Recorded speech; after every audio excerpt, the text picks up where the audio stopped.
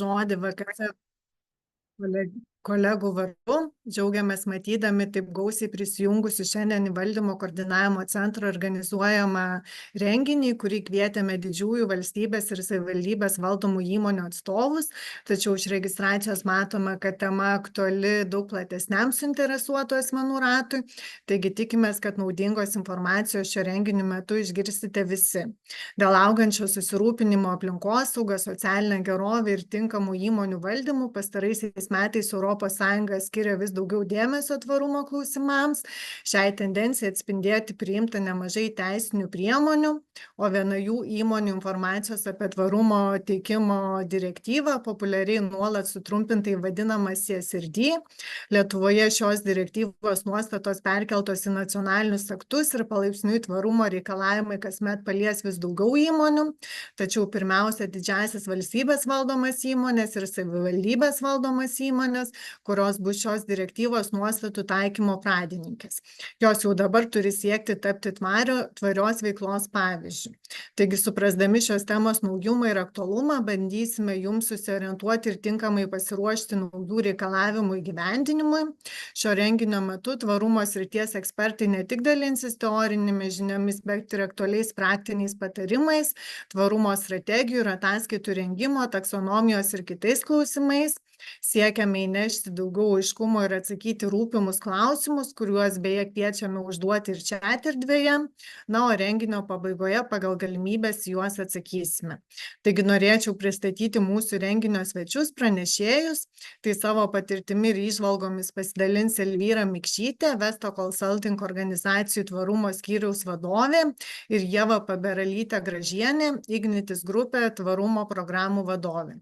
Na, o pradžiai pristatau savo kolegę, valdymo koordinavimo centro projektų vadovę Nataliją Smirnovą, kuri papasakos plačiau apie tvarumo atskaitomybės reguliavimą ES ir Lietuvoje.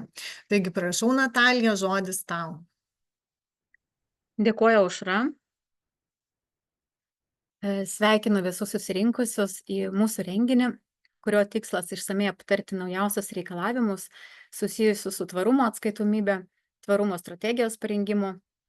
Renginio metu bus nagrinėjami aktualūs teisės aktai, taip pat pateikiami praktiniai pavyzdžiai ir patarimai, kaip pasiruošti dideliems pokyčiams tvarumo atskaitomybėje, bei atitikti naujus reikalavimus. Vis dažniau valdymo koordinavimo centras sulaukia skambučių iš įmonių su klausimu, kaip tą padaryti, ir vis rečiau sulaukiame klausimo, o kamgi to reikia. Ir tai puikiai iliustruoja, kaip auga įmonių sąmoningumas tvarumo aspektu, kuris visai neseniai dar buvo laikomas tik papildomų rinkodaros elementų. Na, o šiandien tai jau kertinė įmonių strategijos ir vystymo ašis. Taigi kiekvienas iš mūsų turi svarbų vaidmenį šioje kelionėje, nuo visai mažų sprendimų iki didelių pokyčių ir inovacijų. Apie tvarumo naudą, tvarumo reguliavimo naudą galima būtų kalbėti ilgai, tačiau norėčiau išskirti pagrindinius aspektus, kurie ypač svarbus valstybės ir savivaldybės valdomoms įmonėms, mūsų pagrindiniai šios dienos auditorijai. Pirmiausia, tai visuomenės pasitikėjimas, kadangi valstybės ir savivaldybės valdomos įmonės dažnai laikomos visuomenės nuosavybė ir paprastai būna vertinamos po padidinamu stiklu, todėl paprastai turi ir aukštesnius atskaitomybės standartus. Šios įmonės turi ypatingą atsakomybę rūpinti savo darbuotojais, palaikyti aukštą socialinę atsakomybę, kultūrą, užtikrinti geresnės darbo sąlygas, o taip pat prisidėti prie bendruomenių gerovės. Be abejo, diegiant tvarumo principus, juntama ir ekonominė nauda, kadangi tam tikri veiksmai gali padėti sumažinti veiklos sąnaudas, taupant energiją ir mažinant atliekų kiekių, o tai ypač aktualu turint ribotus biudžetus. Na, o neigiamų poveikio aplinkai mažinimas turbūt vienas svarbiausių aspektų, kadangi veikla dažnai apima tokius sektorius kaip energetikos, transporto ar vandentvarka, kurie turi didelį poveikį aplinkai. Na ir tvariai veikti be inovacijų turbūt neįmanoma, kadangi diegiant tvarumo principus dažniausiai kuriami nauji produktai, diegiami efektyvesni gamybos procesai ir priimami inovatyvūs sprendimai.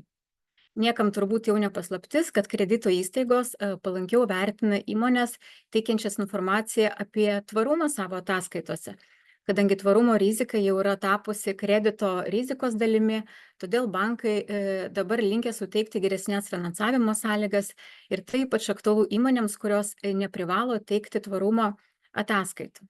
Na ir šiandien įmonės, kurios įgyvendina tvarumo strategijas, be abejo įgyja konkurencinį pranašumą rinkoje.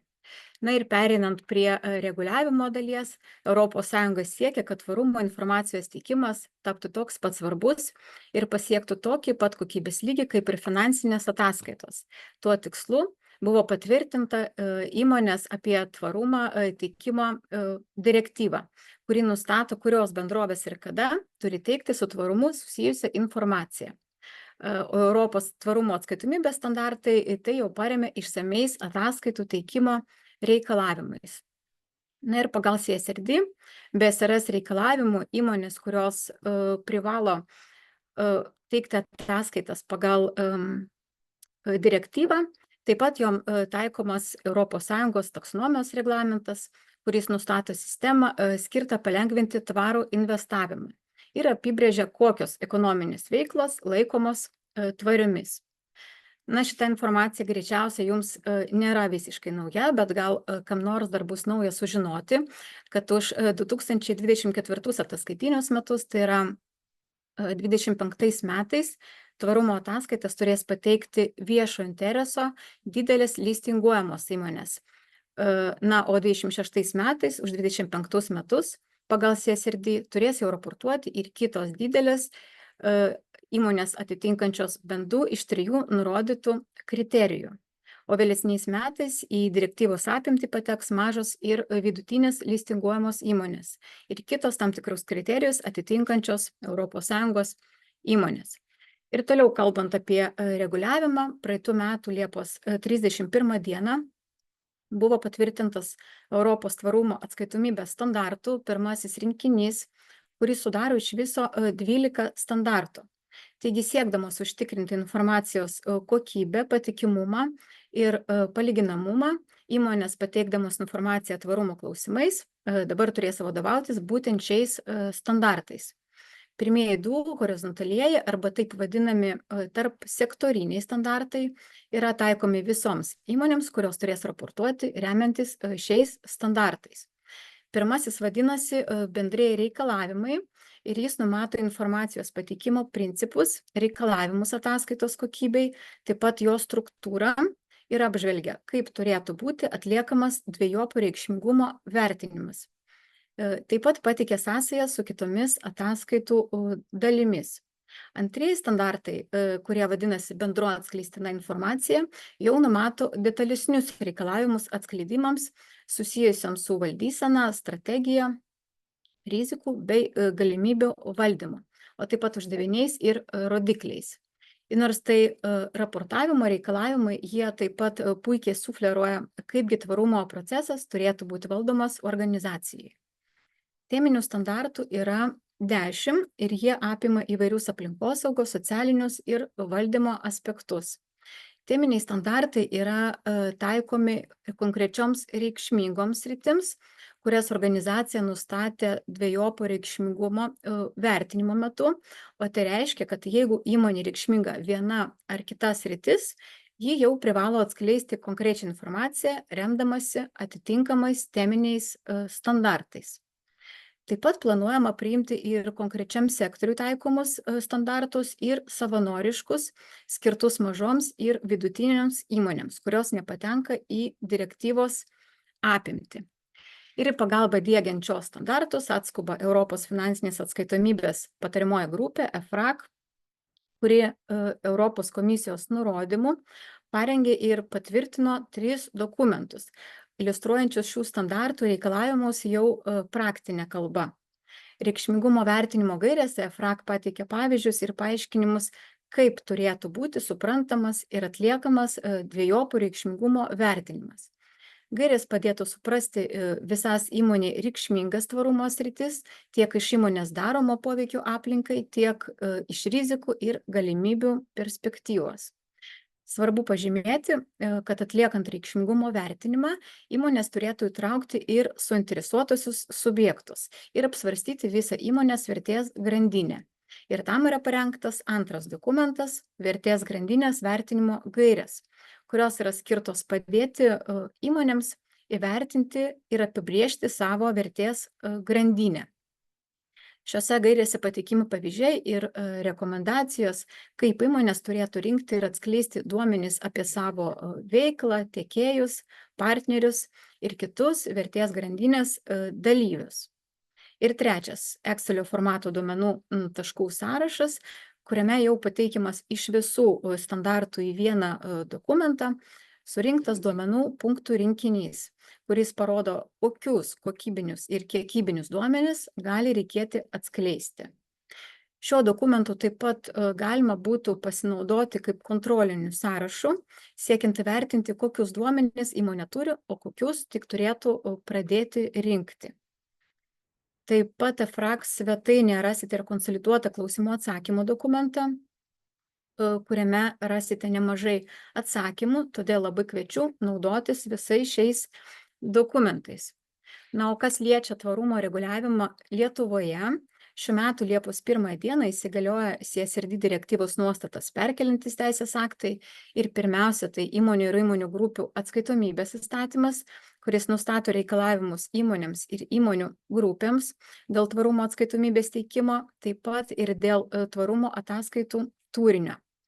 Finansinio ataskaitų audito ir kitų užtikrinimo priemonių įstatymas, reglamentuojantis audito ir kitų užtikrinimo paslaugų teikimą, tame tarpe ir tvarumo atskaitomybės užtikrinimą, vertybinių popierių įstatymo pakeitimas, įtraukiantis reikalavimus dėl tvarumo atskaitomybės listinguojamoms bendrovėms, taip pat civilinio kodekso ir administracinių nusižengimo kodekso pakeitimai apimantis nuostatas dėl atsakomybės už tvarumo ataskaitų neparengimą ir nepaskelbimą, valstybės ir savivaldybės įmonių įstatymų pakeitimas, nustatantis reikalavimus valstybės ir savivaldybės įmonėms dėl tvarumo atskaitomybės, na ir finansų ministerijos parengtas ir jų svetainėje paskelbtas dažniausiai užduodamų klausimų ir atsakymų sąrašas.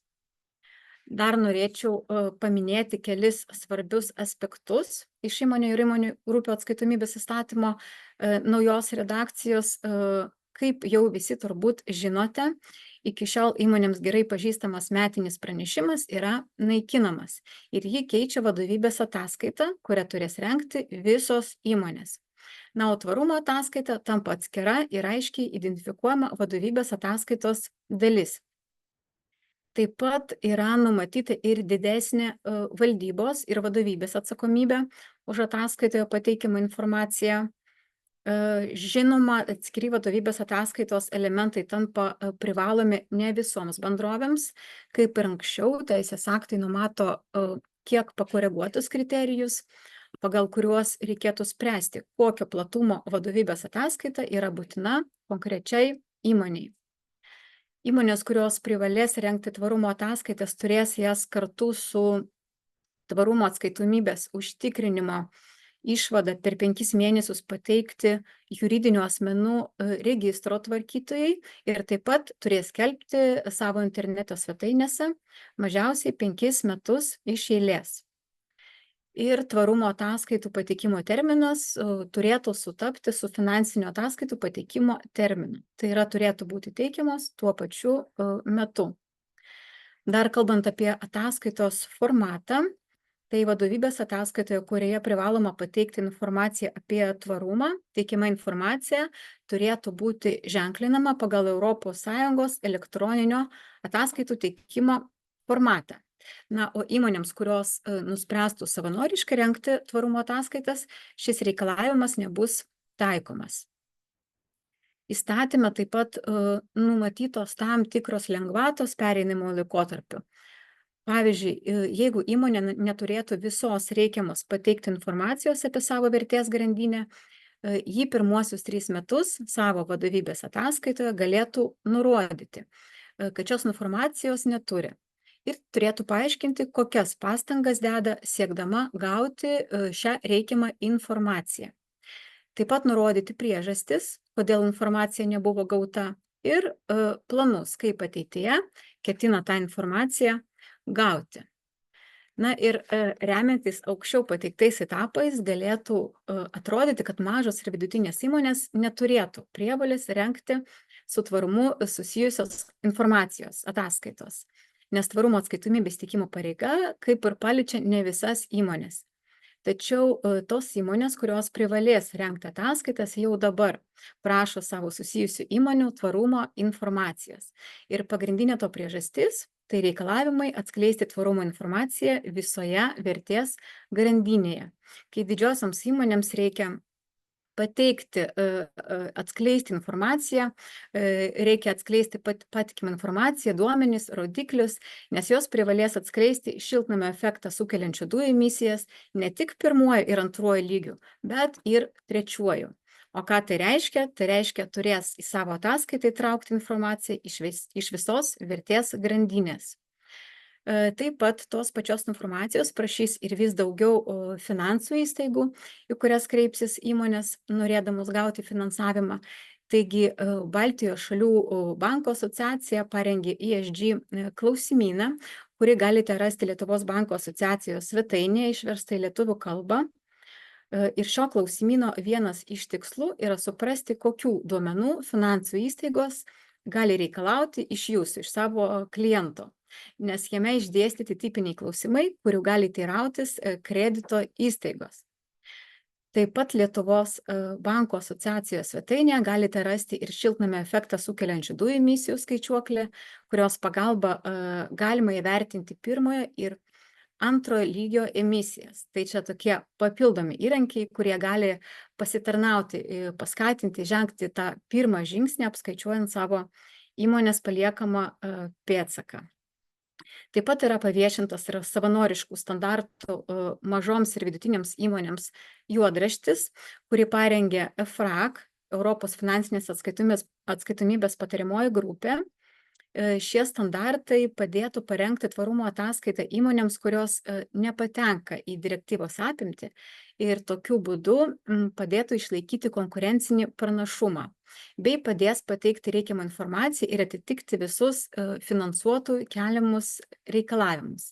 Ir kas labai svarbu, padėtų užtikrinti įmonių skaidrumą.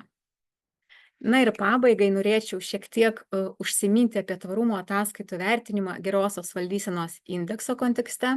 Žinau, kad nemažai jūsų įsitraukė šį vertinimą į savo metinius tikslus, todėl jaučiu pareigą šiek tiek atskleisti, kokiegi pokyčiai laukia vertinamų įmonių kitais metais. Taigi tvarumo atskaitomybės standartai bus perkeliami į mūsų metodiką laipsniškai, kaip tą ir numato CSRD direktyva.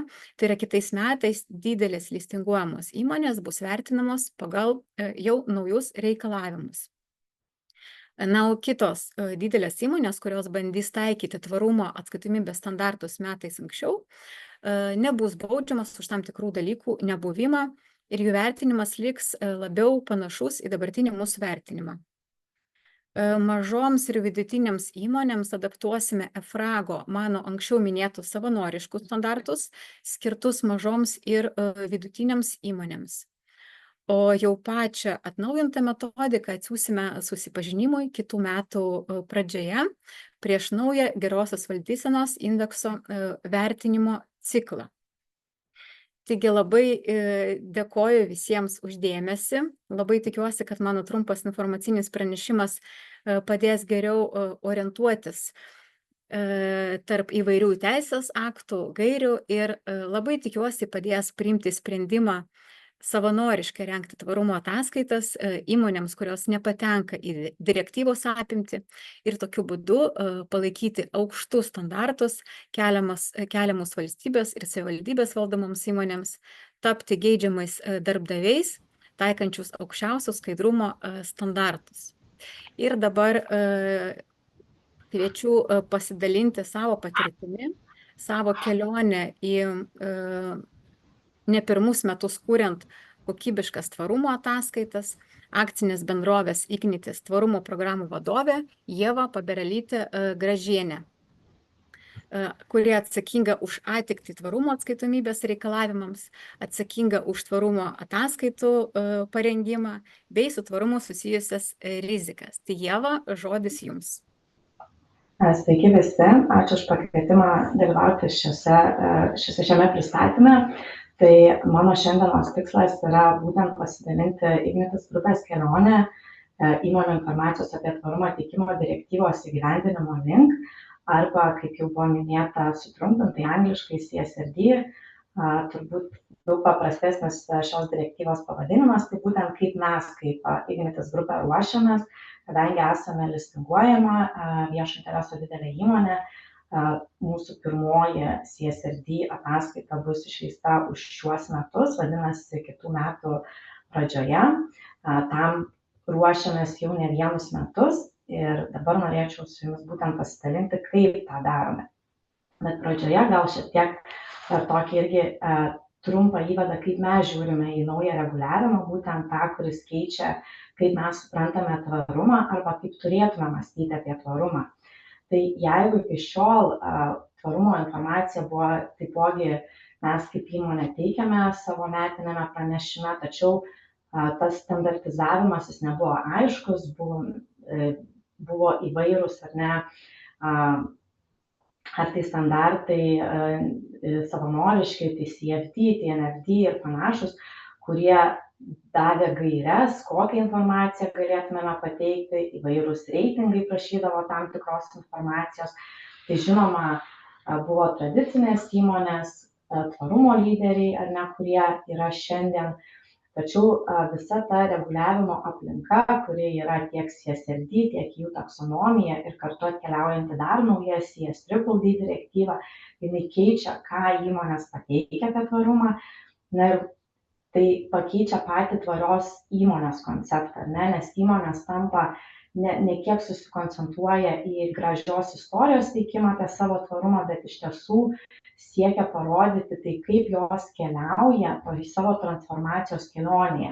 Ar tai būtų į nulinį šest emisijų balansą, ar tai teigiama bioįvairovės indėlį, ar panašius tikslus, nes to būtent reikalauja išsikelti tikslus ir rodyti progresą, kaip mes to siekiame. Kokie iššūkiai kyla šioje kelionėje ir ką mes matome savo grupėje, ar ne, tai visi šitie akronimai, jie kelia sąmyšį, tai labai svarbu aiškiai komunikuoti, kas slypi po jais, kokie reikalavimai ateina, ar ne. Taip pat, kaip jau buvo minėta, su CSRD direktyva atkeliauja esminis reikalavimas, keičiantis visą konceptą, kaip mes suprantame tvarumą ir tą tvarumo informaciją, tai yra dvejopo reikšmingumo vertinimas. Jis labai gražiai skamba teoriškai, bet praktiškai taikyti jį, įdiegti, integruoti į organizaciją yra pakankamai sudėtinga, kad tai taptų kasdienė veikla. Taip pat būtent su tuo dvejopo reikšmingumo vertinimu labai svarbu, kad organizacija teisingai ir tinkamai suprastų, tai vis dėlto kokį poveikį jį daro ir kaip tas poveikis gali grįžti rizikų ir galimybių perspektyvoje ir kaip reikia rasti sąsajas, kaip jas integruoti visus valdymo mechanizmus į jau egzistuojančias valdymo priemonės, kad nereikėtų kurti naujų sistemų iš naujo. Na ir žinoma, rasti tą tinkamiausią kelią, kaip tie Europos tvarumo atskaitomybės standartus suderinti, ar ne, su jau dabar esamais veiksmais, ypač jeigu įmonės jau turi tam tikrus siekius tvarumo klausimais. Kaip mes matome tvarumo informaciją, tai iš tiesų mums kaip grupiai nebuvo didelių naujovių, ta prasme, kad mūsų tvarumo informacija ji visą laiką buvo teikiama kartu su metiniu pranešimu arba valdysenos ataskaita, tačiau kitoms įmonėms, kurios teikdavo jas kaip atskiras, tai iš tiesų tampa naujovė, kadangi jos taps jau dalimi, prieš tai Natalija minėtam, kad tai tampa valdysenos ataskaitos dalimi, jos turi būti kartu išleidžiamos, ar ne.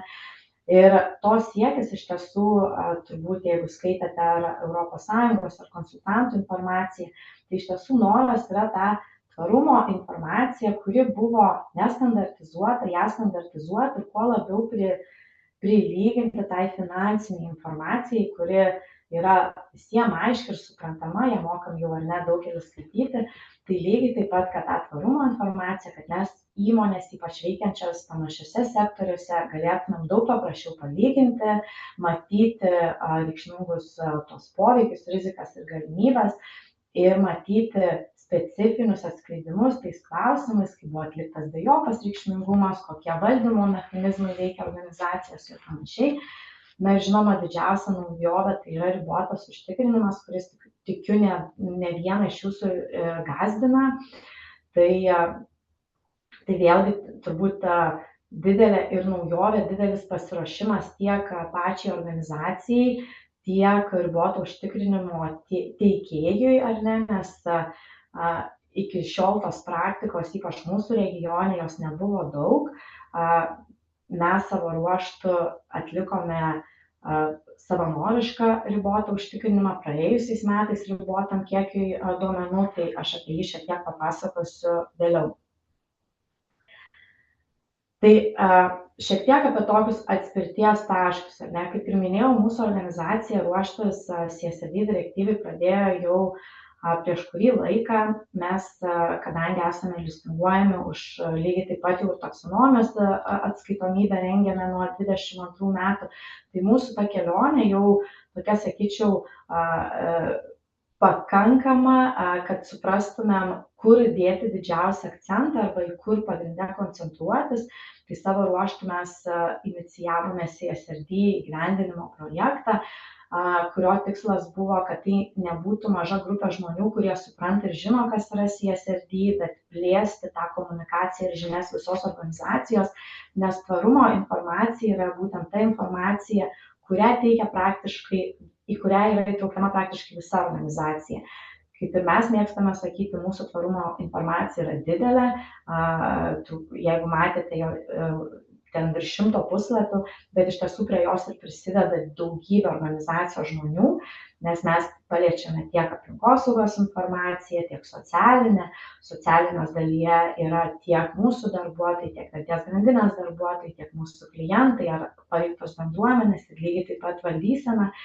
Todėl mes įtraukdami plačią organizaciją parengėme kartu su finansų funkcija gaires visom grupėje esančiom įmonėm, kad jos susipažintų, kaip jas paliečia tiek ES taksonomijos reglamentas, tiek CSRD direktyva, tiek CSDDD direktyva. Tai komunikavome labai plačiai ir edukavome organizaciją, pradedant nuo grupės įmonių vadovų, grupės vadovų, valdybų narių, keliaujant žemyn į funkcijų vadovus. Tai aš sakyčiau, kad mūsų organizacija tikrai didelė dalis jau žino, kas slepiasi po šiom abreviacijom. Tuomet savo funkcijoje mes jau 2 metus iš eilės atlikome ETAS trūkumų analizę, matydami, tai kur mes esame, koks tas mūsų atspirties taškas, į kur keliaujame, kokius trūkumus turime uždaryti, ar pradžiai pamatyti, tai kokie jie yra, ar ne. Lygiai taip pat mes, kaip ir minėjau, jau nuo 22 metų rengiame atskleidimus taksonomijos reglamentui, tai jau tie keli metai mums kiekvienais metais vis leido pamatyti, tai ką galime padaryti dar geriau arba kokias pamokas dar turime pasiruošti pas save viduj. Praėjusiais metais, ruošdami ataskaitą už 23 metus, mes jau žiūrėjome į EFRAGO gaires, nors jos dar nebuvo oficialiai patvirtintos, bet jau orientavomės, kad būtent turime pagal tos standartus atskleidinėti, kokią tą informaciją. Tai tarsi toks buvo pirminis dalinis atskleidimų įgyvendinimas, pasižiūrėti, ar net po ir pirmos ETAS trūkumo analizės, kaip būtų galima uždaryti tam tikrus gapus. Lygiai taip pat praėjusiais metais, suprasdami, kad neturime patirties ir mums labai įdomu, tai kaip vyks procesas, atlikome savanorišką ribotą užtikrinimą. Jį atlikome tam tikriems mūsų ASV rodikliams ir kartu visai taksonomijos atskleidimų tai daliai. Tai iš tiesų davė mums didelės pamokas, tiek suprasti, kaip vyksta procesas su riboto užtikrinimo atstovais, ar ne, kokios informacijos reikia, kokia forma, kaip, ir kartu pasipraktikuoti, ar ne, tam ataskaitos rengimo procesui. Na ir lygiai taip pat šių metų pradžioje, tik paviešinus mūsų 23 metų reikšmingumo vertinimą, jau realiai proceso metu, mes inicijavome dvejopą reikšmingumo vertinimą, nes tai yra bazė mūsų šių metų atskleidimų rengimo.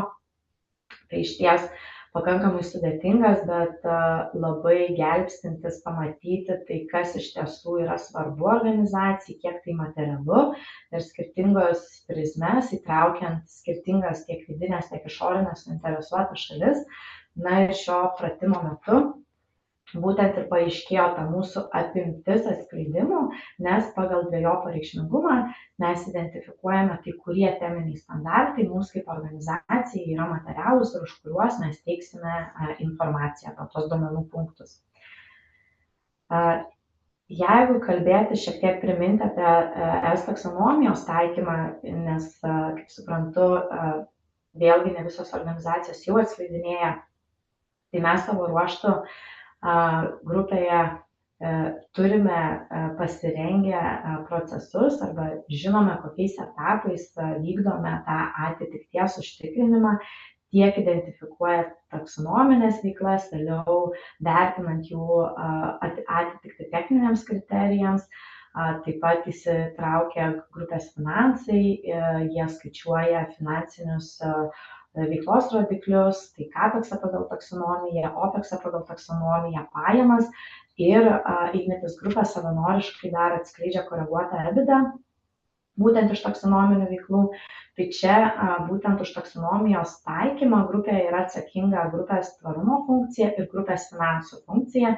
Jos dirba kartu, kad pateiktų duomenis, tai turime jau apsibrėžę procesus, apsibrėžę komandą, dirbame ir mūsų su atskleidimais galite susipažinti, bet jeigu tik trumpai, tai mes realiai labai paprastai vadovaujamės reglamento nurodytom teoriniam gairiam, kurios ir prašo, ne, pirmiausiai mes savo grupės apimtyje įsivertinam, kokias veiklas turime arba turėjome už tuos metus, ar tos veiklos yra taksonominės ar ne, tai yra įtrauktos į bent vieną iš deleguotųjų aktų, ar tai būtų klimato ar aplinkosaugos, tuomet vertiname jau tuos techninius kriterijus, pradedam nuo svaraus prisidėjimo, vėliau pasižiūrime į reikšmingos žalos kriterijus. Visų kriterijų vertinimo metu mes renkame atitikti užtikrinančius dokumentus, kad turėtumėm pagrindimą, aiškią dokumentaciją ir logiką, kaip atitinkam ar netitinkam tam tikrų punktų. Vėliau tikriname būtiniausias apsaugos priemonės arba kitaip žiūrime, kaip veikia mūsų žmogaus teisių užtikrinimo procesas, kitos priemonės. Pagal tai, kurios veiklos atitinka šiuos principus, mes nustatome, kurios bus kriterijus atitinkančios veiklos, kurios taps tik taksonominės, bet kriterijų netitinkančios. Pagal šitą sąrašą būtent grupės finansai tuomet apskaičiuoja reikiamus finansinius rodiklius, kartu parengiamas CAPEX planas ir kitos duomenys, visa apskaitos metodika yra prašoma. Turbūt iš finansinės dalies tai daug komentuoti negaliu, bet čia irgi svarbu žiūrėti į deleguotosius aktuose, ypač atskleidimų deleguoto aktų informaciją. Mes savo organizacijoje net įvedėme specifines savokas, kaip CAPEX pagal taksonomiją ir OPEX pagal taksonomiją, nes tai nėra tradicinis CAPEX ar tradicinis OPEX, kurie atskleidžiate finansinėse ataskaitose. Pagrindinės pamokas, kurias mes išmokome jau per šios kelis metus, būtent ruošdami taksonomijos atskleidimus, tai turbūt vienas pagrindinių yra tai, kad labai svarbu kuo anksčiau pradėti ruoštis ir susipažinti. Kaip ir minėjau, mes atskleidimus ruošiame jau nuo 22 metų už 21, tai turime tą bagažą ir matome, kad kiekvienais metais mes vis galime labiau tobulėti arba atrasti dalykus, kuriuos galima gerinti. Aišku, kadangi buvome tam pirmajame sraute organizacijų, kurios įdieginėjo būtent tos neatskleidimų, tai tikrai buvo daugybė pilkų zonų, kur ir ar kitom organizacijoms lygiai taip pat ir mums buvo neaišku, laukiam išaiškinimų ir pati komisija vis pateikia naujus Q&A'us, stiprina taksonomijos kompasą, savo vidinį puslapį, kuriuo tikrai verta naudotis. Tai su laiku, ar ne, su ta praktika ir ateina tos dar gilesnės ir brandesnės žinios, na ir natūraliai mes savo viduje jau tikrai išsiugdėm stiprų know-how taksonomijos reglamento, užsiauginome komandą, jeigu pradžioje buvo mūsų tik keli, kurie rengia atskleidimus, tai dabar jau turime daug platesnę komandą, daugiau žmonių įtraukiant būtent tiek įmonėse, tiek grupės lygio, net vis daugiau žmonių žino ir supranta. Tai labai įsigryninom tą ir čia vėlgi labai svarbu, kad suprasti, kad taksonomijos atskleidimus neparuoš viena komanda, nes tas, kaip mes mėgstam sakyti, yra kokybinė ir kiekybinė dalis, tai už kiekybinę natūraliai atsakingi finansų žmonės, už kokybinę, kadangi ten yra daug ir aplinkosaugos duomenų, socialinių duomenų ar nedaug skirtingų kampų, tai jau iš tos dalies daugiau dirba mūsų atveju tvarumo komanda, kartu įtraukiant visų veiklų atstovus, surinkti tą informaciją, ją išanalizuoti. Na ir tas savanoriškas ribotas užtikrinimas mums vėlgi padėjo pasipraktikuoti ir pamatyti, kur dar galima ar netobulėti, kurias vietas stiprinti, kaip procesus dar labiau užtikrinti, kokias vidinės kontrolės naudoti. Tai tikrai puikia praktika. Na, o tie, kurie nori susipažinti su mūsų atskleidimais, tai labai rekomenduoju atsidaryti mūsų integruotą metinį pranešimą ir jame pateikta visa pilna taksonomijos ataskaita, kurioje matysite tiek mūsų finansinės lenteles, tiek atskaitomybės, tiek kokybinę informaciją, ne kaip mūsų tos veiklos atitinka, tiek informaciją būtent apskaitos politikos ir kaip mes skaičiuojam tam tikrus rodiklius. Dabar šiek tiek grįšime į dvejopą reikšmingumą ir būtent tą kertinį CSRD aspektą. Tai kam nėra žinoma, tai dvejopas reikšmingumas, kaip britai mėgsta sakyti, marries two, tai apjungia, ar ne, du tokius konceptus, kurie iki šiol buvo naudojami tam tikrai informacijai, tarkime, poveikio vertinimas arba poveikio materialumo nustatymas, tas impact assessment, kurį ir mes kaip organizacija esame atlikę ir kitos organizacijos, žinau, kad atlikinėjo, bet jie apjungia kartu su finansiniu materialumu, kurį aprašo arba supažindina ISSB. Tai irgi daugiau iš to finansinio arba rizikų perspektyvos. Ir ką tai reiškia, kad mes kaip organizacija turime pamatyti, kokį poveikį darome mes aplinkai, visuomeniai ir kartu kaip tas mūsų poveikis arba nebūtinai, bet kaip tai gali sugrįžti ir paveikti organizaciją būtent per rizikas ir galimybės. Kaip tik šio mėnesio pradžioje dalyvavau vienoje konferencijoje ir joje sakė, kad sako, tu turi matyti, kiek tu baisus esi ir kas tave gali išgąsdinti, ar ne? Tarsi, tokiam koncepte. Tai iš tiesų tiek poveikio materialumo nustatymui, tiek finansinio materialumo nustatymui, kadangi jis turi parodyti bendrą vaizdą, bet yra taikomos skirtingos teorijos arba metodologijos. Tai kaip mes organizacijoje tą atlikome, tai mes apsibrėžėme procesą ir skirtingus etapus jame, būtent, kad atlikti tą dvejopą reikšmingumą. Tai mes pradėjome nuo poveikių vertinimo, nes jau turėjome praktikos, turėjome žinių, vėliau atlikome finansinio reikšmingumo vertinimą, kartu jau apjungiant rezultatus. Bet realiai tai pradėjome nuo pirmiausiai suinteresuotų šalių įtraukimo. Tai čia, kas liečia vidinės ar išorinės, tai nusibrėžiant, tai kas bus tie žmonės, kuriuos mes įtrauksim į pratimą viduje ir kartu kas bus tos suinteresuotų šalių grupės, kurias mes planuotumėm įtraukti iš išorės. Tuomet mes braižėme vertės grandinių žemėlapius ir čia jau kaip ir prieš tai buvusiame pristatyme minėta, tikrai pasitarnavo EFRAGO gairės, kurios padėjo gauti tą tokį techninį vaizdą, ar ne, tai ko reikia, kokios informacijos, nes jeigu mes esame įpratę matyti gražius infografikus vertės grandinių, tai jų nebūtinai užteks būtent šito pratimo metu, nes reikia lysti giliau, pamatyti, tai koks yra mano upstreamas, koks yra mano downstreamas, ar ne, kokie poveikiai rizikos kyla būtent skirtingose etapuose.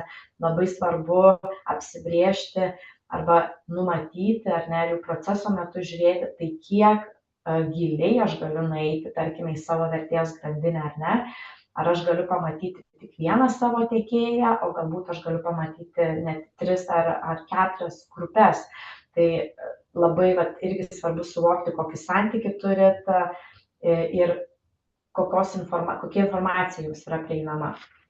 Vėliau iš vertės grandinių žemėlapio sudarimo mes sugrupavome įvairius poveikius, rizikas ir galimybės, populiariai sakant, IROS-us. Sugrupavome būtent pagal tuos ETA standartus ir jų temas, potemes. Tuomet atlikome, kaip ir minėjau, skirtingus poveikio ir finansinius vertinimus. Jiems atlikti buvo parengtos metodologijos, sukurti scorecardai, tokie įverčių kortelės, ne? Na ir tie poveikių vertinimui buvo sukurta ekspertų grupė, finansinių įvertinimų buvo sukurta ekspertų grupė, buvo įtraukta mūsų grupės valdyba, grupės finansų vadovas, tai tikrai didelė įtrauktis. Tuomet buvo nustatytas tas pirminis materialių poveikių, rizikų ir galimybių sąrašas. Su juo mes keliavome į validavimą. Validavimu mes vadinome tai, kad mes pasitikrinome su suinteresuotomis šalimis, tiek viduje, tiek išorėje, tai galbūt ir kai kurie iš jūs gavote mūsų apklausą, tai mes tai vadiname dialogu, nes mes atlikome tiek interviu, tiek apklausas su pagrindinėmis grupėmis mūsų suinteresuotų šalių, tai iš tiesų buvo vėlgi toks didelis pratimas pratime. Po validavimo mes keliavome jau į galutinį materialių poveikių ir galimybių sąrašo parengimą ir patvirtinimą grupės valdyboje, sutikimą grupės valdyboje oficialiai. Tai tai mes turime pasirengę savo jau dvejopo reikšmingumo vertinimą, kadangi ta informacija bus atskleidžiama tik mūsų metinio pranešimo metu, tai atskleisti visų detalių negaliu, tačiau pratimas pas mus jau atliktas. Jį atlikti mums užtruko ir nors atlikome jau tokio dydžio, ne, ir būtent atitinkantį dvejopo reikšmingumo vertinimo konceptą pratimą, tai tokios pirminės pamokas, ar ne, kurias mes pamatėme ir į kurias planuojame atkreipti dėmesį tiek kitais metais arba rekomenduojame jums atkreipti dėmesį, tai visų pirma, tai teisingas resursų ir laiko įvertinimas, tai mes irgi turbūt pirmas dalykas, kurį pamatėme, kad per daug optimistiškai pažiūrėjome į pratimą, vis dėlto užtrukome ilgiau nei planavome ir tikrai kai kuriais atvejais reikėjo įtraukti daugiau ekspertų arba kai kurių ekspertų laiko tiesiog reikėjo daugiau negu buvo numatyta pradžioje. Taip pat labai svarbu įsivertinti ir integruoti šitą pratimą kuo geriau, kuo lanksčiau į egzistuojančias sistemas ir procesus. Vienas iš tokių pavyzdžių yra būtent finansinio materialumo vertinimas, sujungti jį su rizikų vertinimu ar ne, arba egzistuojančia IRM sistema. Tai čia vėlgi pamatėme, kur reikia pasidarbuoti, kad tiesiog procesai nebūtų atskiri, bet būtų mums patiems lengviau. Taip pat dokumentavimas. Tai šitą mes jau žinojame po mūsų savanoriško audito, kad labai svarbu turėti visiems priimtiems sprendimam, atliktiem pakeitimam, naudotom prielaidom, teisingus dokumentus, kad galėtumėm pateikti būtent riboto užtikrinimo tiekėjui. Tai mes tikrai visko pridokumentavom ar ne, tiek, sakykime, kiekvieno savo susitikimo minutes rašėmės, bet čia toksai svarbus aspektas turbūt paminėti, kad jeigu atliekamas kažkoks pakeitimas, ypač metodologijų visų apsirašymai, kaip atliekamas vertinimas, ar ne, kokias prielaidas naudoja, tai labai svarbu, kad viskas būtų užrašyta ir būtų matoma. Na ir dialogas su išore, tai irgi ką pamatėme, kad iš tiesų, aš tai vertinčiau, kad jis buvo pas mus gana sėkmingas, tikrai traukėme plačią grupę suinteresuotų šalių, labai buvo naudingi interviu, kurių metu mes gavome ne tik validavimą savo ar ne CSRD, bet kartu tai buvo mūsų patirties minčių pasidalinimas būtent su tom suinteresuotom šalim, tai to kontakto vedimas. Tai čia irgi labai svarbu įsivertinti, kadangi pačių suinteresuotų šalių įtraukimas į dvejopą reikšmingumą jis nėra privalomas, tačiau jis yra rekomenduojamas. Tai va čia irgi labai svarbu įsivertinti, ar jūs norite atlikti apklausą, ar jūs norite tiesiog turėti kelis validžius interviu. Tai labai svarbu pasižiūrėti į galimybės ar ne ir įsivertinti teisingai kiek, kokią formą ir ką aš noriu apklausti. Tai dabar tokius bendrinius turbūt visam savo mūsų CSRD kelionėje, ar ne, ir ne tik CSRD, bet ir taksonomijos, tai tokie bendriniai patarimai ar pasiūlymai.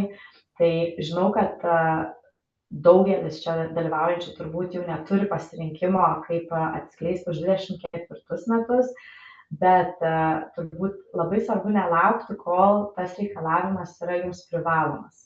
Tai tarkime ir mes praėjusiais metais pasibandydami jau pradėti atskleidinėti pagal EPA standartus, tai buvo labai puikia patirtis įsivertinti, ar ne, tai kokios informacijos reikia, kaip tą informaciją reikia atskleisti, kaip ją dėlioti į savo atskleidimus.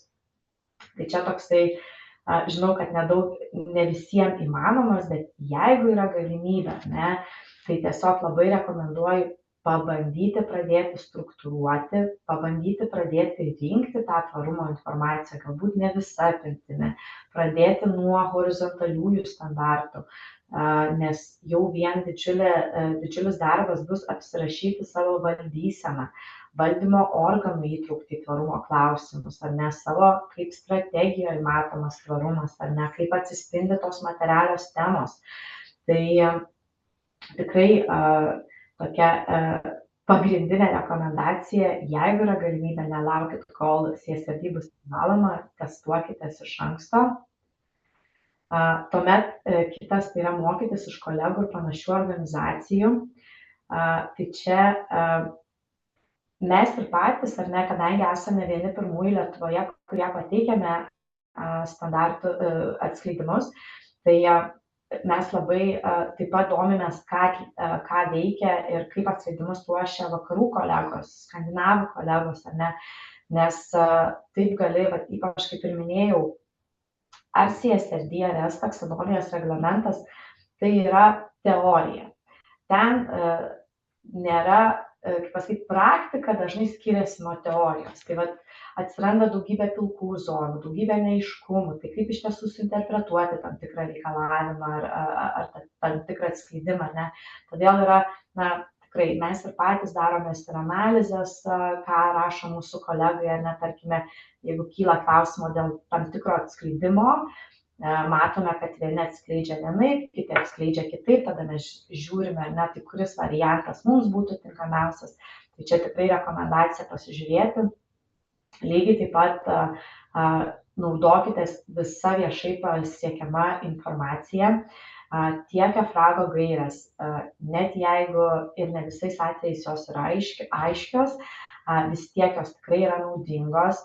Ten yra Q&A, dukai įvairūs, ar ne, tiek prie taksonomijos, tiek prie CSRD. Labai vertinga pasižiūrėti. Lygiai taip pat mes ir patys, tarkime, prieš DMA procesą ieškojom įvairių pasaulinio, tai tarkime SASBAS, kaip organizacija, jinai pateikia materialumo žemėlapį, atradome ten Nyderlandų valstybės parengtą vertės grandinės rizikų, ten tokį įrankį, ne. Tai yra dabar daugybė įrankių, kur tam tikros organizacijos jums suteiks papildomos informacijos, tarkime, apie poveikius, pasaulinis resursų institutas, tarkime, irgi turi įvairius žemėlapius, kur ten galima pamatyti įvairias aplinkosaugos rizikas, arba tas pats pasaulio World Economic Forum, jisai pateikia rizikų apžvalgą, ar ne, kur galima pamatyti tos trendus. Tai labai rekomenduoju pasižiūrėti, kad nereikia, kaip pasakyti, jaustis, kad esu čia vienas ir nieko neturiu, viską turiu pradėti nuo nulio. Tai iš tiesų yra daugybė resursų, daugelis jų yra pasiekiami būtent internetu, jie yra nemokami ir jie tikrai duoda naudingos informacijos ir tokio teisingo atspirties taško. Kita rekomendacija - tai pradėti nuo minimalių įgyvendinimų, kad ETA standartai, jie yra planas max ir tikrai daugelis įmonių to negalės įgyvendinti pirmais metais ir jūs tikrai būkit savo teisingi, kad neužsibrėžkit per daug. Pasižiūrėkit, ką galit maksimaliai, minimaliai padaryti, ar ne, ir to jau bus pakankama, nes tikrai, kur minėjo, jeigu atsidarysite tuos EFRAGO pateiktus ETAS duomenų punktų Excelį, jūs pamatysite ten šimtus eilučių, nes tų atskridimo duomenų punktų yra virš 1000 ir visus juos surinkti, ypač jeigu iki šiol net jūsų ataskaitos nebuvo pakankamai išsamios, tai bus milžiniškas krūvis ir milžiniškas darbas. Tai faktas, kad jūsų dvejopo reikšmingumo vertinimas šiek tiek apibrėž ir galbūt minimalizuos tą duomenų punktų sąrašą, bet iš kitos pusės, tai mes, kaip ir sakom, ir aš dalyvavau, ten buvo Europos komisijos, ar ne, vienas iš vadovų, kurio irgi mes esam kelionėje į tą tobulą tvarumo informaciją. Jos tikrai už pirmus metus tobulos niekas nesitikė, tą komunikuoja ir auditoriams, kad jūs nesitikėkit, kad viskas bus. Dėl to ypač tiesiog būkit atviri, jeigu kažkokio duomenų punkto neturit, tai aiškiai parašykite, šio duomenų punkto šiuo metu neturime, bet, sakykime, kitais metais mes planuojame pradėti jį rinkti, ar ne? Arba kitais metais išsiaiškinsime, kaip jį mums pradėti rinkti. Tiesiog yra labai svarbu būti atviriem. Tai tas, būtent ko ir siekia, nes CSRD direktyva, kad tu nepasakoji per daug istorijų, nekuri gražesnės tiesos, bet tu tiesiog aiškiai ir paprastai pasakai, šiandien turiu tokį duomenį, arba aš jo neturiu, jeigu neturiu, tai kada planuoju turėti. Na ir paskutinis turbūt mano rekomendacija, tai yra šviesti savo organizaciją ir pradėti kuo greičiau ir kuo aiškiau, išverčiant į tų žmonių kalbą, kalbėti apie tuos reikalavimus. Nes jeigu esate vienas žmogus, kuris rengiate ataskaitą, tai tikrai jūs turėsite įtraukti dešimtis kitų žmonių iš kitų funkcijų, departamentų ar kaip ten pas jūs pasiskirstę yra, nes tarkime, didelė tikimybė, kad visom organizacijom bus aktualus S1 standartas, ar ne, kuris daugeliu atveju tai yra HR informacija, taip pat yra OHS arba DSS informacija apie saugą ir sveikatą.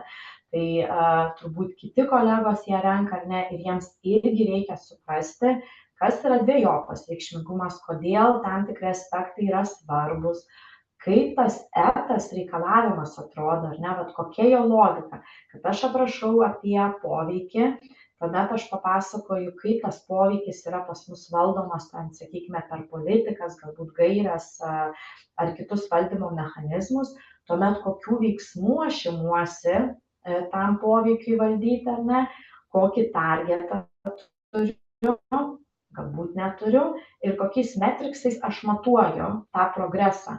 Jeigu tai yra mano neigiamas poveikis, tai progresas mažinti tą poveikį, ar ne, jeigu yra mano teigiamas poveikis, tai kaip aš stiprinu tą savo teigiamą poveikį. Tai šiandien turbūt iš manęs būtų tiek, tikiuosi turėsite klausimų, į kuriuos mielai aš atsakysiu, jeigu tai galėsiu. Tai ačiū. Tai ačiū Ieva už tokį įdomų pranešimą. Toliau žodį perduodu Elvyrai Mikšytei, Vesta Consulting organizacijų tvarumo skyriaus vadoviai, turinčiai 7 metų patirtį tvarumo srityje. Daugiausia dėmesio skiria organizacijų tvarumui, strateginių lygmenių, konsultuoja įmonės ataskaitų rengimo klausimais. Tai prašom, Elvyra, žodis jums. Ačiū labai. Iš karto dalinuosi skaidrėmis ir tikiuosi matote jas teisingai. Taip, matome, viskas gerai. Ačiū labai, kad informavot. Tai taip, iš tikrųjų mūsų įmonė turi ilgametę patirtį tvarumo srityje ir dirbame su labai įvairiais verslais, labai įvairiais verslo modeliais, tiek privačiomis įmonėmis, tiek valstybinėmis įmonėmis.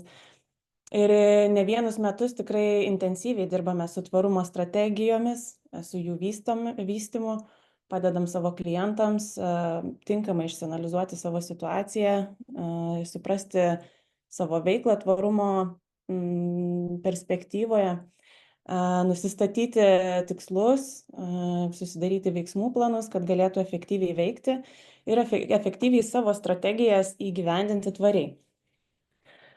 Ir matome, kad dažnai klientai pas mus ateina gana pasimetę, nes būna arba nesusipažinę su tvarumo sritimi, arba tiesiog sulaukia labai daug įvairių reikalavimų iš aplinkos, iš teisės aktų, iš kitų savo suinteresuotųjų šalių.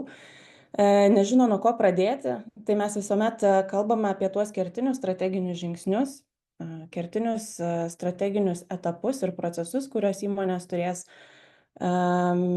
pasirengti arba kurie padėtų įmonei iš tikrųjų savo veiklą nukreipti tvarumo linkme.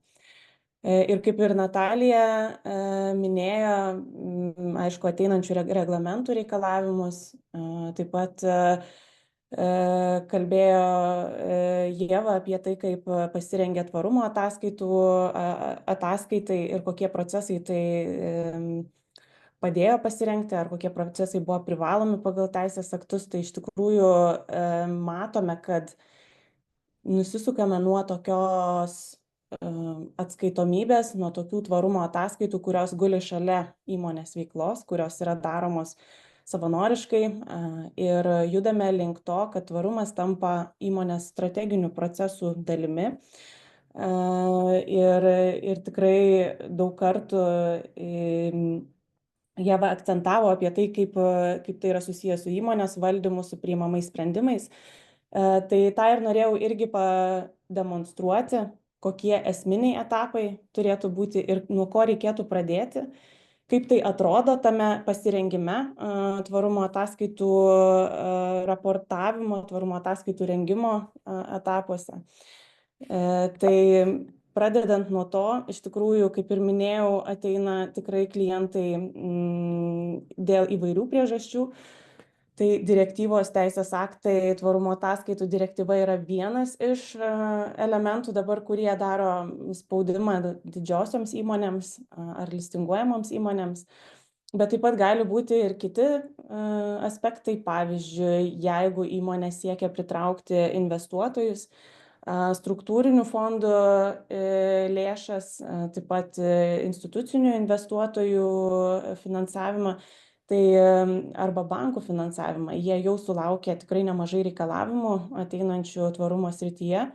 kurie įpareigoja daryti tam tikrus pokyčius, pavyzdžiui, išsikelti šiltnamio efektą sukeliančių dujų kiekio mažinimo tikslus, užtikrinti, kad yra iškelti tvarumo tikslai, kad yra atsakomybė priskirta įmonės viduje žmogui, kuris koordinuos tos tvarumo strategijos įgyvendinimą ir užtikrins tų tikslų siekimą.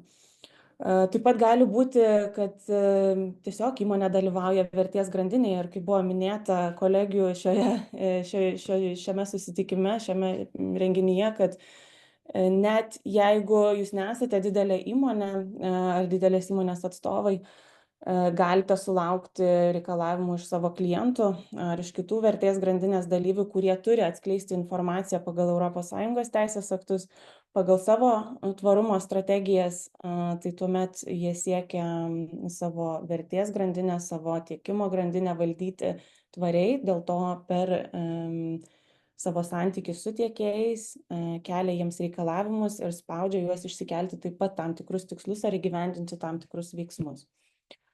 Na ir taip pat didelė dalis įmonių tiesiog mato tai kaip konkurencinį pranašumą.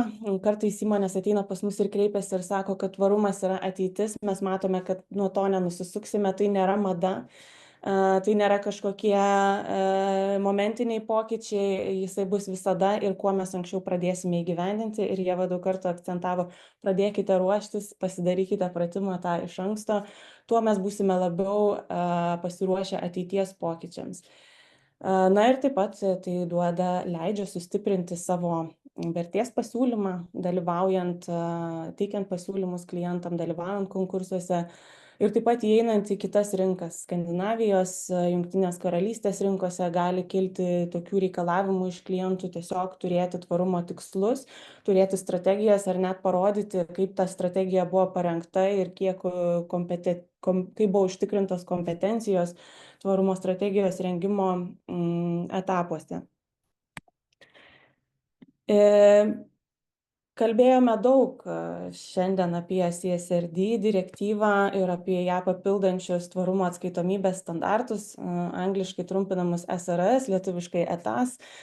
Ką norėjau pailiustruoti, tai yra iš esmės principai, ko reikalauja atskleisti direktyva. Tai Ieva minėjo, kad atliekant reikšmingumo analizę buvo atliekamas pirmas suinteresuotųjų šalių įtraukimas ar nesužinoti, kas jiems yra aktualu, kokie yra jų lūkesčiai, kokios temos jiems yra svarbios.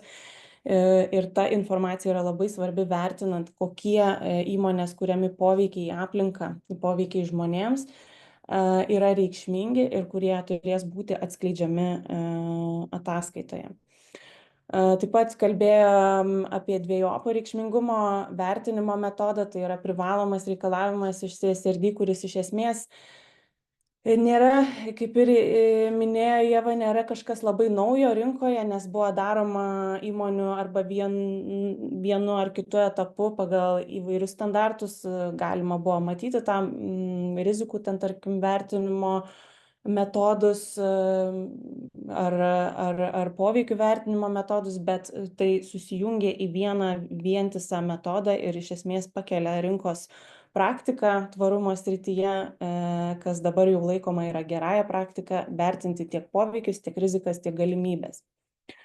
Tai nulemia vėliau, ką įmonė atskleidžia ataskaitose, bet ataskaitose nugala ne tik apskaičiuojami rodikliai, bet ir daugybė paaiškinančios informacijos apie tai, kaip įmonė valdo šiuos procesus, kaip tai paveikia įmonės finansinius planus ir kokios politikos procedūros, valdymo procesai užtikrina šių poveikių, rizikų ir galimybių vertinimą.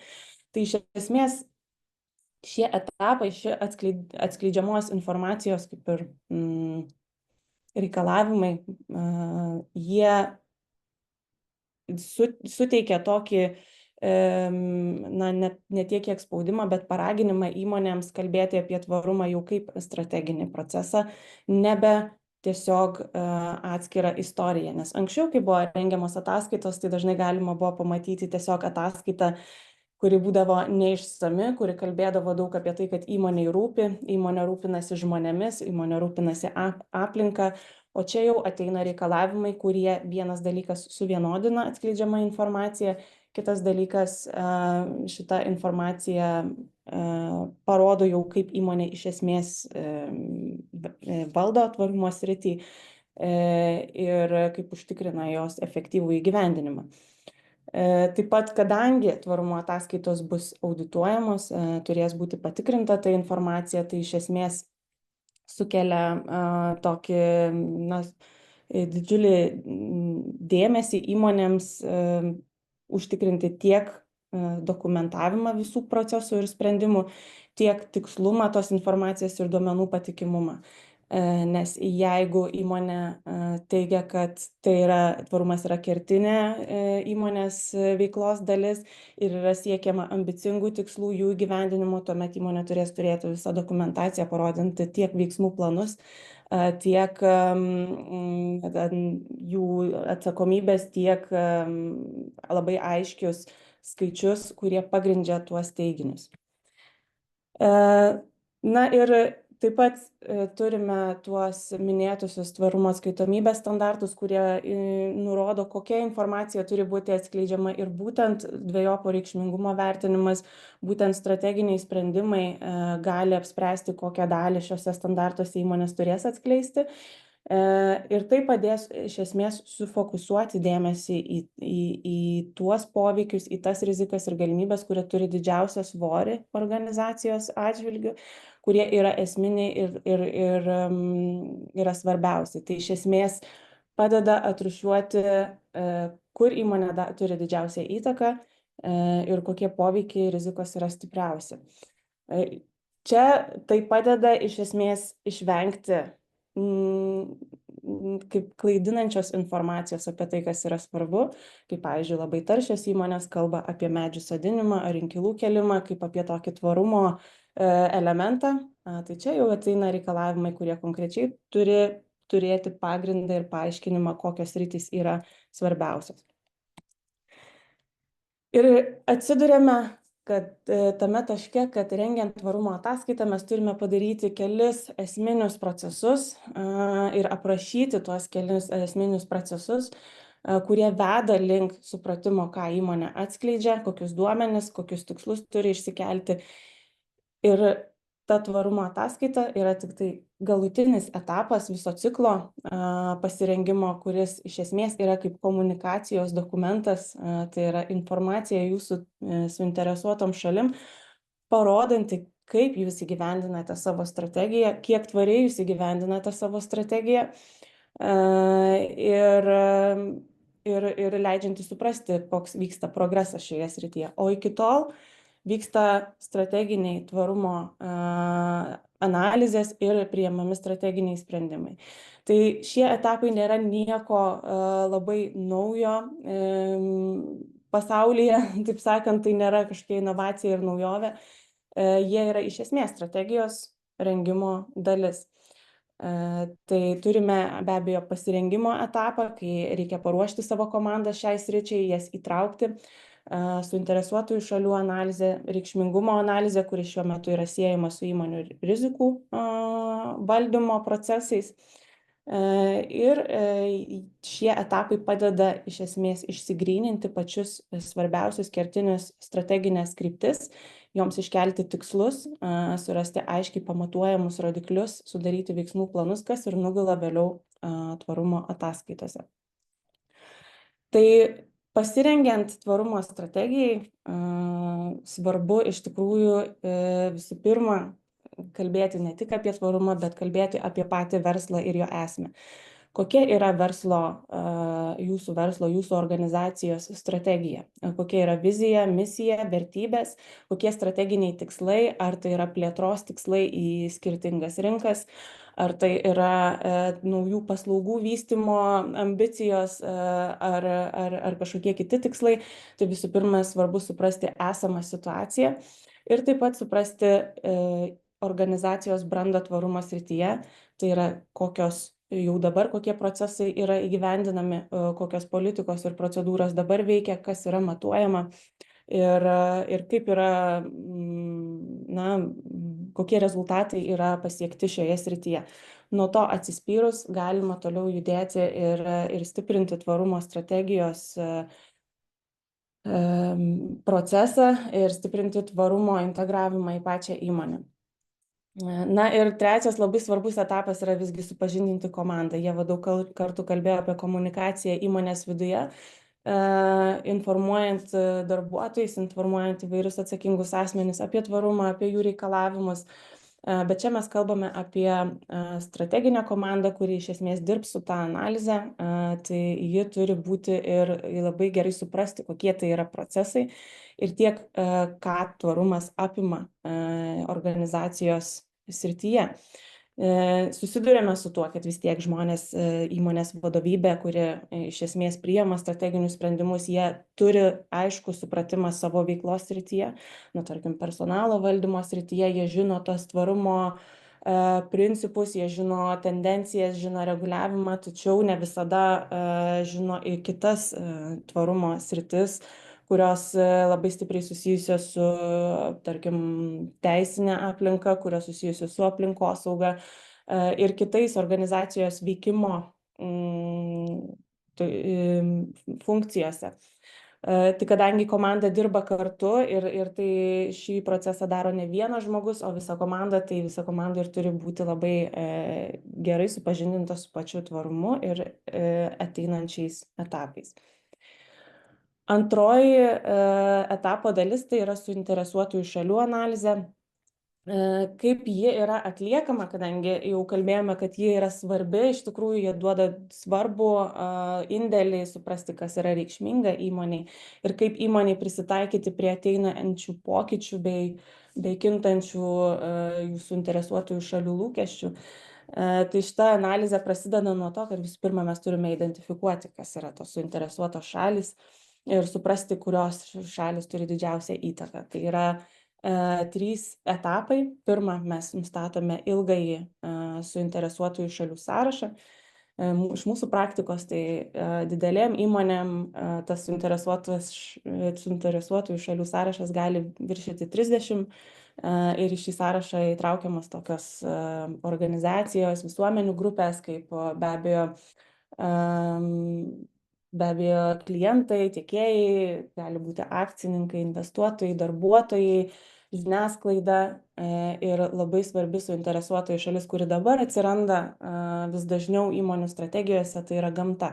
Tai yra tylioji suinteresuotoji šalis, kurios interesą atstovauja įvairios organizacijos, gali būti visuomenė, gali būti nevyriausybinės sektorius, mokslas.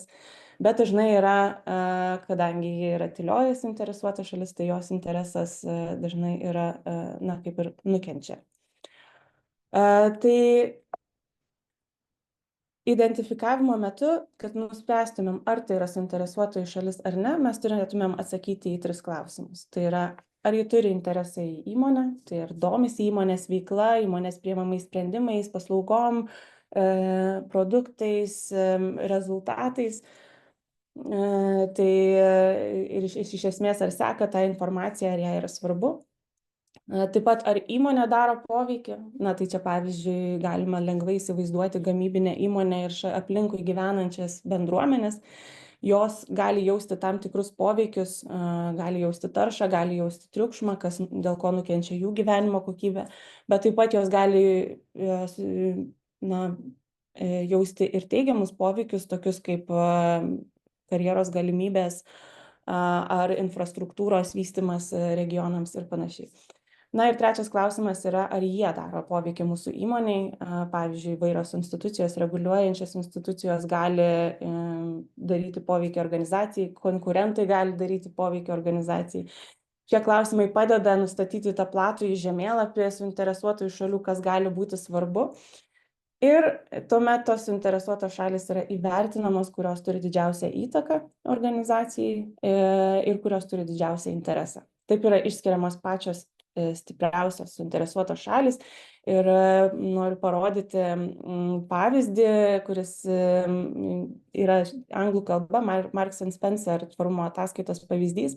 Čia kairėje pusėje matote, ką jie išsiskyrė kaip pačius svarbiausius savo suinteresuotusius šalis, kurie turi didžiausią įtaką, ir atskleidžia, kaip jie jas įtraukia į procesą, kaip sužino, kokie jų yra lūkesčiai tiek tvarumo, tiek šiaip bendraja verslo prasme, taip pat atskleidžia, ką jie sužinojo iš jų ir kaip jie įsiklausė į jų reikalavimus, kaip juos atliepia. Tai iš esmės ir pagal tvarumo ataskaitų direktyvą šią informaciją reikia atskleisti, nes jį duoda gerą iš tikrųjų ir supratimą, kas yra svarbu suinteresuotam šalim, kad įmonė ne tik atskleistų tai, kas pačiai įmonei atrodo svarbu ar patogu, bet ir atlieptų įvairius lūkesčius. Pavyzdžiui, tos įmonės, kurios veikia taršiuose sektoriuose arba aplinkai intensyvų poveikį darančiuose sektoriuose, kaip kad miškų įmonės, joms gali atrodyti, kad svarbus poveikiai yra susijęs su medienos kokybėm ir tuo išteklių valdymu. Tuo tarpu visuomenės atstovai gali pasakyti, kad miškas kaip vertybė, kaip rekreacinis kažkoks elementas yra itin svarbus ir neturėtų būti pražiūrėtas, taip pat ir bioįvairovės klausimai turi būti keliami. Tai taip atrodo tas suinteresuotųjų šalių įtraukimas ir analizė. Įmonės daro apklausas, daro susitikimus su interesuotam šalim, kad išsigrynintų, kas svarbu ir kad užmegztų dialogą su jomis, kad galėtų pasiruošti ateinančiam pokyčiam.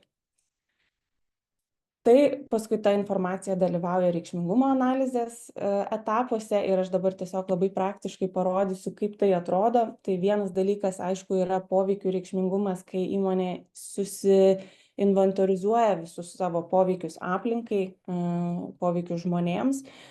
Tai supranta, kiek tiek tiesioginėje veikloje, tiek vertės grandinėje veikia tiek teigiamai, tiek neigiamai taršos atžvilgių, kokios atliekos susidaro, koks klimato kaitos poveikis, energijos, kokia yra vartojama ir kokia yra tarša sudaroma iš energijos, arba kaip tik teigiami poveikiai kuriami per atsinaujinančių išteklių vartojimą. Ir įvairūs kiti poveikiai aplinkai, žmonėms tai susiję poveikiai su žmonių gerove, su sąžiningų darbo sąlygų užtikrinimu, su įvairovės ir įtraukties darbuotojo atžvilgiu skatinimu ir stiprinimu, žmogaus teisėmis, bendruomenėmis, santykiai su bendruomenėmis ir jų gerove, su produkto ar paslaugos poveikiu vartotojui ir klientui, jo sauga ir poveikiu sveikatai ir panašiai. Ir antrasis etapas yra suprasti, kaip tos visos tvarumo temos iš tikrųjų veikia pačią įmonę ir jos finansinį poveikį, daro poveikį finansiniams rezultatams. Tai pavyzdžiui, jeigu tam tikras sritis, tarkim, šiltnamio efektą sukeliančių dujų kiekis yra poveikio reikšmingumo vertinimo sritis, mes įvertiname, kiek stiprų poveikį daro įmonė klimatui. Ir ši tema tampa svarbi, reikšminga. Mes tuomet antruoju etapu įvertiname, kokį tai gali turėti finansinį poveikį ir dažnai tai gali būti tokie aspektai kaip poveikis reputacijai, galimybė prarasti pajamas ar klientus ar projektus dėl neįgyvendintų tikslų ir panašiai. Tai šis dvejopo reikšmingumo vertinimo tas konceptas yra toks, kad pasižiūrime iš abiejų pusių, iš tiek, kokį poveikį įmonė iš vidaus daro į išorę, tiek atvirkščiai, kaip išorė veikia pačią įmonę. Bet kaip tai praktiškai atrodo, tai iš tikrųjų metodika yra gana sudėtinga tuo aspektu, kad jie nėra labai objektyvi. Jie nėra labai aiškiai apskaičiuojama, nes kiekvienas poveikis, jisai turi, taip sakant, jie yra skirtingi, socialiniai poveikiai nelygus aplinkosauginiam poveikiams ir turėti vieningą skalę jiems palyginti yra labai sudėtinga. Tiek patys poveikiai tarpusavyje gali turėti labai skirtingus reikšmingumo, kaip sakant, skales. nes kai yra paveikiamas vienas žmogus ar veikiama vienoje srityje, tai viskas labai priklauso nuo konteksto. Ar vienas žmogus skundžiasi, galbūt tai nėra labai daug ir nėra labai reikšminga, tačiau jeigu vienas žmogus susižaloja arba miršta dėl darbų saugos incidento, tai be abejo yra labai reikšminga ir labai svarbu. Tai dėl to vienas dalykas, šio pratimo negali daryti vienas asmuo, nes vienas asmuo turi savo galbūt vienokį požiūrį ir patirtį. Tai daro paprastai šį pratimą visa komanda, kuri diskusijų metu apsprendžia, kas yra svarbu, kas yra reikšminga, o kas galbūt yra mažiau reikšminga. Tai pratimas paprastai daromas yra įvertinant kiekvieno nustatyto aplinkosauginio socialinio poveikio reikšmingumą pagal poveikio kuriamą žalą, tai yra poveikio mastą. Taip pat apie tai, kiek poveikis paveikia kokią teritoriją arba žmonių skaičių, tai iš esmės kiek poveikis aprėpia, kokio dydžio tas poveikis yra. Na ir pagal galimybę atstatyti žalą. Tai yra, ar įmanoma atkurti padarytą neigiamą poveikį ir grįžti į pradinę padėtį arba geresnę, ar tai yra paprasta padaryti ar ne. Ir kai kurie poveikiai yra vertinami kaip potencialūs, tie, kurie gali nutikti, incidentai, avarijos ar kažkokie kiti dalykai, kurie galbūt kasdieną nenutinka, bet yra rizika, kad jie nutiks, jiems yra vertinama tikimybė. Ir tai atrodo labai paprasta lentelė, galiu pademonstruoti, kaip mes turime temas, kurios ateina iš standartų arba iš suinteresuotųjų šalių ar šiaip iš jūsų veiklos pobūdžio, kurios susijusios su tvarumu. Šiuo atveju mes turime aplinkosaugos temas.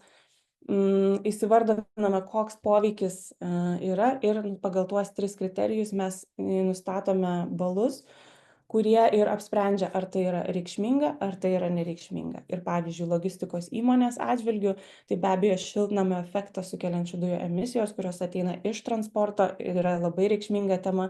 Tuo tarpu galbūt kuro išsiliejimo atvejai dėl incidentų gali būti nereikšminga, nes tai yra tiesiog labai gerai valdomas sritis ir labai maža tikimybė, kad taip gali nutikti. Nepavojingos atliekos, tarkim, susidarančios dėl pakuočių gali būti tiesiog maži kiekiai, jie visi yra perdirbami ir ta tema gali tapti nereikšminga, tačiau didžiausio fokuso reikalautų emisijų valdymo tema, kuri reikalautų ir daugiausia resursų, ir svarbiausių valdymo sprendimų, tikslų ir veiksmų planų. Antroji ta vertinimo dalis, tai yra finansinis reikšmingumas ir iš tiesų galima skaityti įvairias gaires ir tai atrodo labai sudėtingai, kokiais žingsniais reikia atlikti, kaip tai atrodo neapibrėžta, tačiau iš tikrųjų tai yra labai panašu ir tapatu į rizikų valdymo procesus ir jeigu įmonė tokius procesus turi, tai šią vertinimo dalį tiesiog galima tą metodiką pasitelkti, ją naudoti ir tvarumo rizikas, tvarumo temose įvertinti ir integruoti į savo procesus. Tai iš esmės yra 2 esminiai elementai finansinio reikšmingumo vertinimo. Yra vertinamas finansinio poveikio stiprumas, kurį įmonė nusistato, kas yra finansiškai reikšminga. Tai gali būti poveikis pajamoms, pelnui, EBITai, kitiems finansiniams rodikliams. Ir taip pat vertinama poveikio tikimybė, kuri irgi nustatoma pagal skalę. Jeigu turite rizikų vertinimo procesą, iš esmės turite apsibrėžę, ką laikote aukšta tikimybė, ką laikote žema tikimybė. Ir vėlgi pavyzdys, kuris pailiustruoja logistikos įmonės paveikslą, vėlgi aplinkosaugos temai. Tai kadangi poveikius pademonstravau pavyzdį irgi vertiname, tarkim, klimato kaitos švelninimo temoje, nustatėme, kad yra emisijos reikšminga tema. Tuomet mes tą temą vertiname per rizikas ir galimybės. Tai galime nustatyti, kad pavyzdžiui yra poveikis reputacijai dėl taršios klimatui veiklos. Tai gali paveikti partnerių lojalumą, klientų lojalumą, jie gali rinktis tiesiog kitus tiekėjus, kitas įmonės, kurios turės konkurencinį pranašumą, nes turės klimato kaitos valdymo planą, puikiai veikianti ir mažiau klimatui taršią veiklą. Taip pat tai kelia ir galimybės iš tiesų klimato kaitos veikloje vystyti naujus verslo modelius, ieškoti alternatyvų, investuoti į galbūt netaršias technologijas, kurios gali suteikti konkurencinį pranašumą, nes visiems iš tikrųjų reikia netaršių logistikos paslaugų, nes tai sudaro didelį dalį kitų klientų, kitų rinkos dalyvių klimato poveikiams, klimato pėdsakui. Tarša, pavyzdžiui, gali būti kaip poveikis iš tikrųjų ir nereikšmingas. Kai kuriuose įmonėse, tarkim, tarša dėl aplinkosaugos incidentų, aš kaip pasakiau pavyzdį, jie tiesiog yra gerai valdomi, jie nenutinka arba nutinka labai retai, jiems tikimybė nutikti yra labai žema. Tačiau jeigu taip nutiktų, tuomet rizika gali būti ypatingai didelė tiek dėl baudų, tiek dėl klientų reakcijos ir nukentėjusios reputacijos. Tai tokia tema gali tapti vis tiek reikšminga ir jos valdymas turėtų būti atskleistas ar įtrauktas į strategijos rengimą ir į strategijos tikslus. Ir turint tą bendrą vaizdą, kas yra reikšminga iš poveikių reikšmingumo vertinimo dalies, mes išsigryniname tas pagrindinės temas, kaip šiuo atveju buvo klimato kaita ir klimato kaitos švelninimas.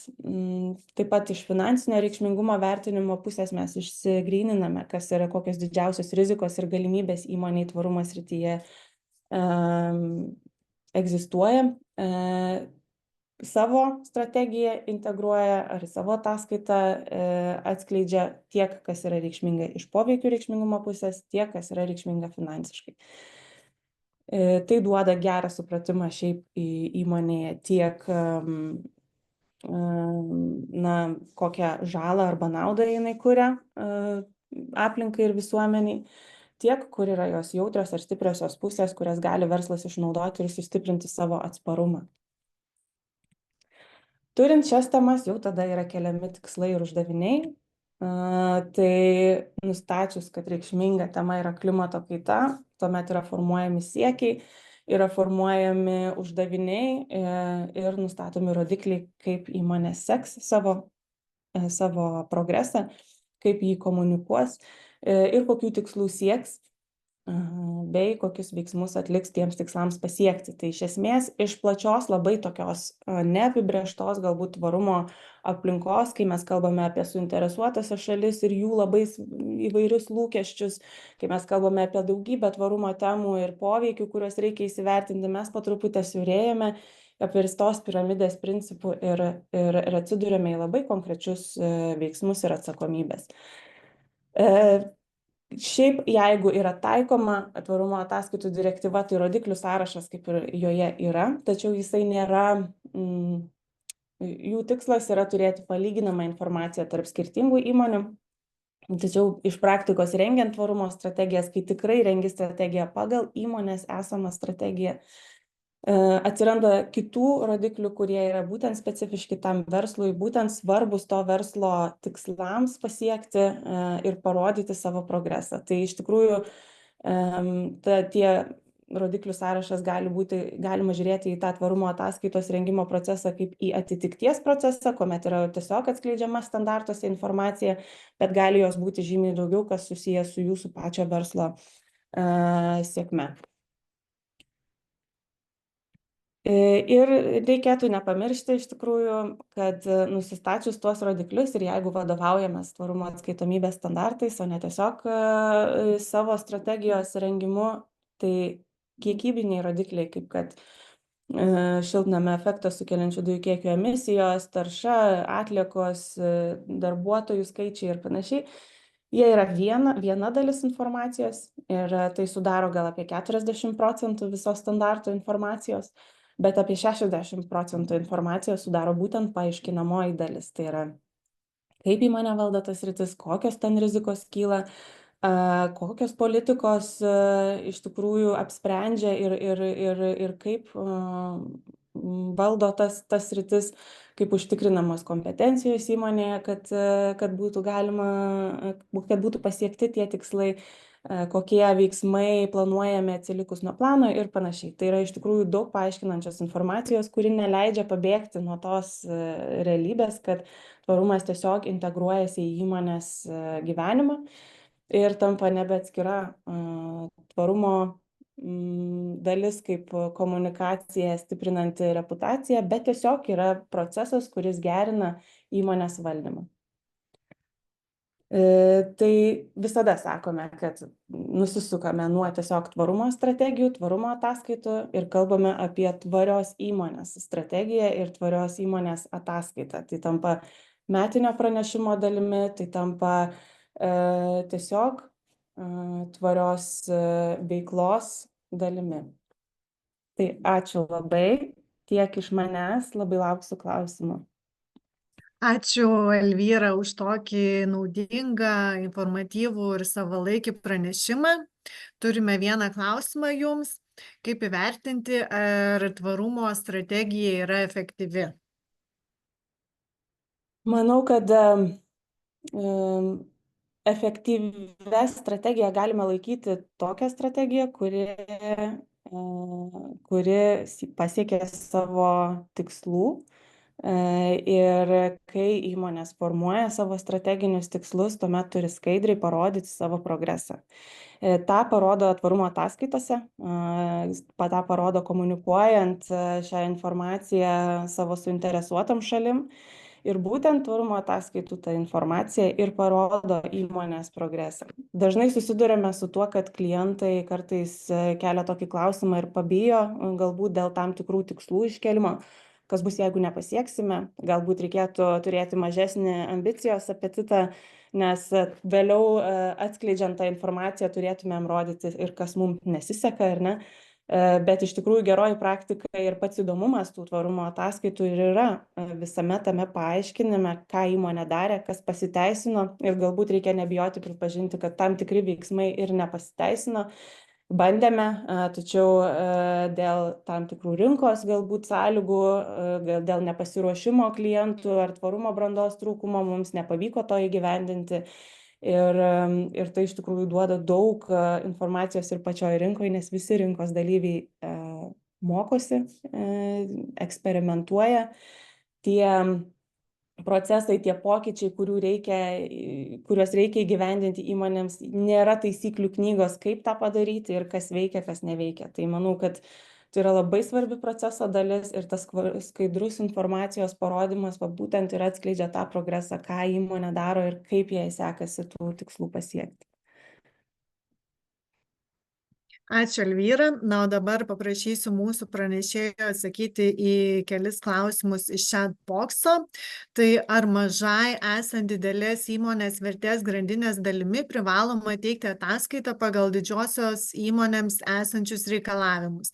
Ar pateikiama tik dalis ataskaitos? Tai gal, Ieva, jūs galėtumėte atsakyti? Tai mano žiniomis mažosiom įmonėm informacijos jinai pateikinės pagal jiems sukurtus standartus. Tiesiog reikia turėti mintyse, kad kai kurioms didžiosioms įmonėms gali reikėti informacijos iš mažųjų įmonių, nes jos bus jų vertės grandinės dalimi. Ir kadangi didžioji įmonė turės pateikti tą informaciją pas save ataskaitą, tai gali pas jūs kreiptis kažkokios tais būtent informacijos susijusios su, nežinau, žmogaus teisėmis arba tam tikrais aplinkosaugos aspektais. Ačiū. Kas audituos tvarumo ataskaitas? Tai mano žiniomis dar šiuo metu Lietuvoje vyksta kaip tik akreditavimo procesas, jeigu neklystu. Tai realiai audito rūmai yra atsakingi už šį procesą, tai bus būtent turės gauti specifinį standartą, kad būtų galima audituoti tą tvarumo informaciją. Tai tikėtina, kad pradžioje bus auditoriai, vėliau tą galimybę galės gauti ir mažesni, būtent su tvarumu susiję, bet praėję tam tikrus audito mokymus ekspertai. Na tai kągi, klausimų daugiau neturime. Tai ačiū pranešėjams už atsakymus, savo pristatymus, savo įžvalgas. Dėkoju, kad šiandien klausėte ir buvote kartu. Skaidrėmis ir renginio įrašų pasidalinsime. Na, o jeigu dar turėsite kažkokių klausimų, tai maloniai prašome bendradarbiauti ir kreiptis. Tai ačiū tada visiems, linkiu gražios likusios dienos. Ačiū labai. Ačiū, iki.